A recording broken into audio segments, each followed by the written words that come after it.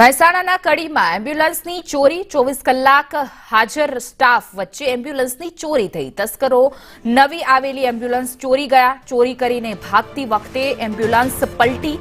વિસલપુર આદુદરા canal પર ambulance પલટી હતી। સમગ્ર મામલે પોલીસે વધુ તપાસ હાથ ધરી છે। તો કડીમાં આ પ્રકારની ઘટના કે જ્યાં નવી એમ્બ્યુલન્સ ચોરી। વધુ વિગતો સાથે અમારા સંવાદદાતા પાયલ યાદવ જોડાઈ ગયા છે। જી પાયલ, એમ્બ્યુલન્સની ચોરી વધુ વિગતો। ચોક્કસ કડી ફાયર સ્ટેશનનો આ મામલો છે।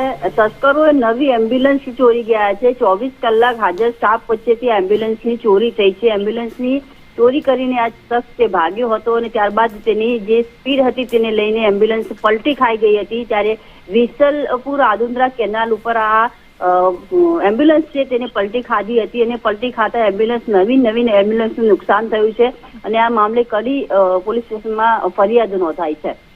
જી પાયલ, સમગ્ર માહિતી બદલ આપનો આભાર।